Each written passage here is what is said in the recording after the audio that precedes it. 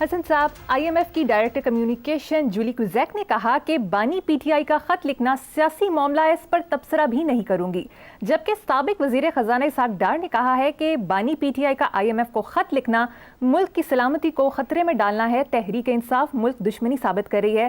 ساتھ یہ بھی کہا کہ اس خط کی کوئی حیثیت نہیں۔ شہری رحمان نے کہا کہ PTI چاہتی ہے معیشت تباہ ہو جائے۔ 3 روز سے جاری اس خط کے قضیے پر آپ کا کیا تبصرہ ہے؟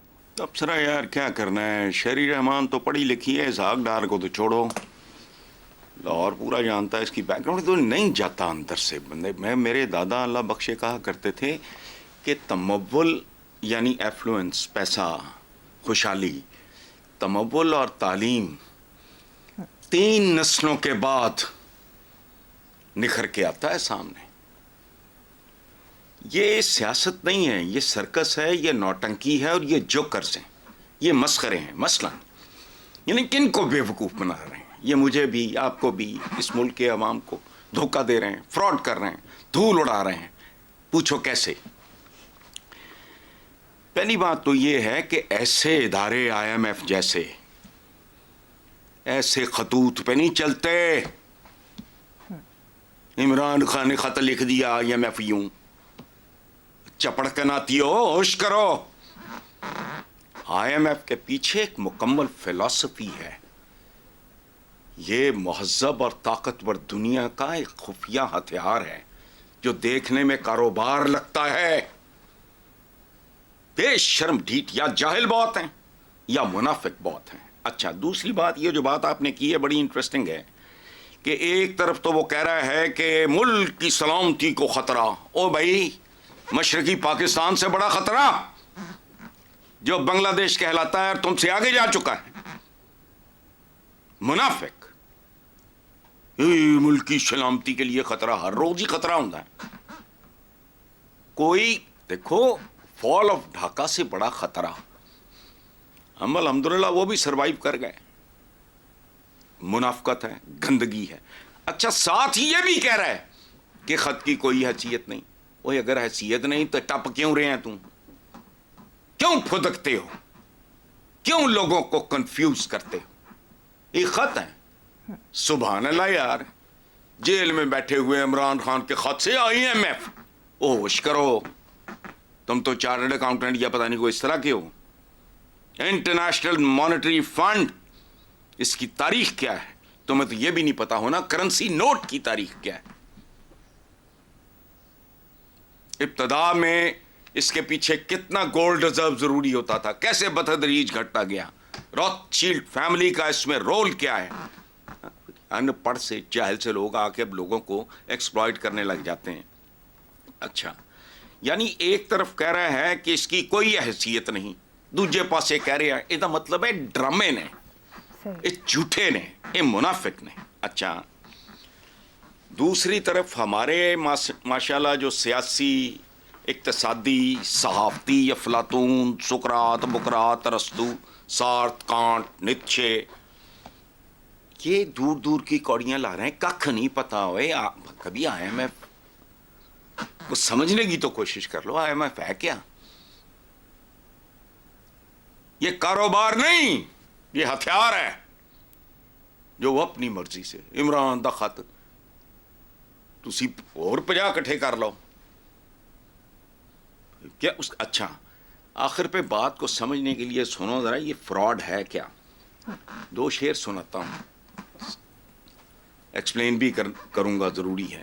خط کبوتر کس طرح لے جائے بام یار پر۔ خطوں کے تھرو رکے شکے اور سیکریٹس وغیرہ ایکسچینج ہوتے تھے ایک زمانے میں۔ خط قاصد کبوتر کہتے تھے ان کو۔ خط کبوتر کس طرح لے جائے بام یار پر، لو لیٹر، کیوں؟ پر کترنے کو لگی ہیں کینچیاں دیوار پر۔ یہ اسحاق ڈار کہہ رہا ہے۔ آگے سے شہری رحمان جواب دیتی ہے، ایک اور جینیس آئی، وہ کہتی ہے خط کبوتر اس طرح لے جائے بام یار پر، خط کا مضمون ہو پروں پر، پر کٹیں دیوار پر۔ یہ اس طرح کے جوکر ہیں۔ وہ خود کہہ رہا ہے حیثیت کوئی نہیں ہے تو پھر تو ماتم کا ہے پٹ کا دے لی رہے ہو, کیوں سنسنی کریٹ کر رہے ہو؟ قوم کے اعصاب سے بھی, قوم کو اعصابی طور پہ بھی برباد کر دیا, اخلاقی طور پہ برباد کیا انہوں نے. چونکہ سیاستدان رول ماڈل ہوتا ہے, انہوں نے پہلے قوم کو اخلاقی طور پہ برباد کیا, پھر اقتصادی طور پہ برباد کیا, اور اب یہ پوری قوم کو اعصابی طور پہ برباد کر رہے ہیں, جہالت کا پرچار کر رہے ہیں. وہ کہہ بھی رہا ہے خود, چلو میں جھوٹ بول رہا ہوں, وہ خود کہہ رہا ہے اس خط کی کوئی حیثیت نہیں. تو پھر جا کہتے آرام کر, ڈالر شالر گینگ کہتے بیٹھ کے کو آئندہ دا منصوبہ بنا, میں فضول بات. چلیں ٹھیک ہے, آگے چلتے ہیں حسن صاحب. سابق کمشنر راول پنڈی لیاقت چٹھا نے کہا ہے کہ داندی کا بیان پی ٹی آئی کے بہکانے پر دیا جس پر شرمندہ ہوں, میں نے چیف جسٹس کا نام جان بوجھ کر لیا. پہلی بات یہ ہے, میں تو پہلے ہی بہت سے ناموں سے اکتایا ہوں. یہ اس سے ناپاکی, غلاظت اور کیا کہتا ہے, کہتے ہیں آج کل کیا وہ جو پھیلتا ہے فضا میں, پروگرام گندا ہوتا ہے, اپنی زبانیں آلودہ ہوتی ہیں, نحوست پھیلتی ہے. لعنت بھیجو اتنے بد کردار آدمی جو میں نے نماز پڑھ کے سوچا خودکشی کر لوں, پھر سوچا حرام. یعنی لیول دیکھو, کیریکٹر دیکھو. اس طرح کے بندے کا جتنا بھی ضروری ہو آئندہ کے لیے بین کر دو, کچھ لوگوں کا ذکر حرام کرا دو. اور میرا بس چلا, میں تو 90% لوگوں کے بارے میں یہ کہوں, مجبوری ہے, پروفیشن ہے ایسا, اس لیے لعنت بھیجو. حسن صاحب, دوسری طرف سابق وفاقی وزیر فیصل واوڈہ نے کہا ہے کہ میاں صاحب گھبرانا نہیں, قدم بڑھائیں, کوئی آپ کے ساتھ نہیں. پنجاب کی نامزد وزیر اعلیٰ کو بزدار کیوں قرار دیتے ہیں؟ نہیں, آپ نے سارا گڑمٹ کر دیا ہے. نہیں, ایمی واوڈہ کے ساتھ زیادتی نہ کرو.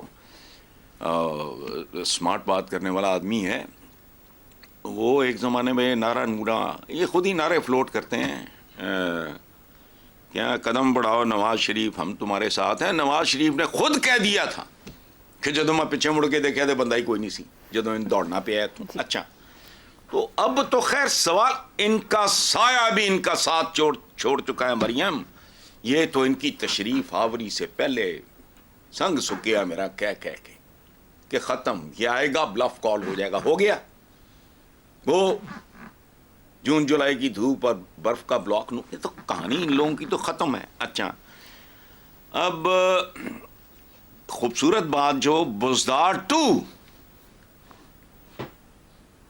سبحان اللہ, فیصل واوڈہ کو تو کوئی میرے پاس کوئی ایوارڈ شیوارڈ ہو میں وہ پیش کروں کہ اب ماشاءاللہ ہوم ڈیلیوری سروس ہوگی. کس بات کی؟ یعنی آغاز ہی نحوست سے. مردوں کے سرٹیفکیٹ, طلاق کے سرٹیفکیٹ اور پیدائش کے بھی سرٹیفکیٹ, یعنی تینوں چیزیں اس ملک کے لیے, انسانوں کے لیے اور اس ملک کے لیے منحوس. مثلا پیدائشیں روکو, مطلب ہے ان کو مینیج کرو, ان کو کنٹرول کرو. 25-26 کروڑ ہوگا اب, میں تو کہہ رہا ہوں میرے بات کرتے کرتے بڑھ گیا ہوگا. تو یہ تم سے مینیج نہیں ہو رہا. کل یہ آنے والے چند سالوں میں جب یہ 40-45 کروڑ اور خوف خدا کرو. اچھا, ان کی خوشی منا رہے ہیں. اچھا, طلاق دا سرٹیفکیٹ, سبحان اللہ کر اقدامات نے ماشاءاللہ. تو بہرحال چھوڑو, جس طرح کے لوگ ہیں اسی طرح کی باتیں ہیں, اسی طرح کے اعمال ہیں, بس ختم ہوئی بات. بدقسمتی ہے اس ملک کی, اس ملک کے عوام کی. جی ویسے صاحب, دوسری طرف تجزیہ کاروں کا کہنا ہے کہ نواز شریف بیٹی کی حکومت کو کامیاب کرانے کی پوری کوشش کریں گے. باپ ہے, ظاہر ہے وہ کرے گا. مطلب باپوں کا کیا ہے, نابینے کا نام آپ نور الدین نہیں رکھتے. کیسی کیسی اشیاء کے کیسے کیسے نام ہوتے ہیں. تو باپ نہیں کوشش کرے گا تو اور کسی نے کرنی ہے. کوشش کرنا حق ہے ان کا, لیکن جو بندہ اپنی سیاست کو اس بھیانک انجام سے نہیں بچا سکا, بھیانک انجام ہے. دیکھو, انگریزی کا گھسا پیٹا محاورہ ہے, اسکول ڈیز میں شروع میں جو چیزیں پڑھائی جاتی ہیں ان میں سے ایک ہے all is well that ends well. کام بخیر اگر انجام بخیر. اتنا دردناک انجام ہے ان نون لیگ کی سیاست کا، نون لیگ کا، اس کی لیڈرشپ کا کوئی حیثیت لوگوں کے دلوں میں ان کے لیے کوئی عزت، کوئی محبت، کوئی عقیدت موجود ہے؟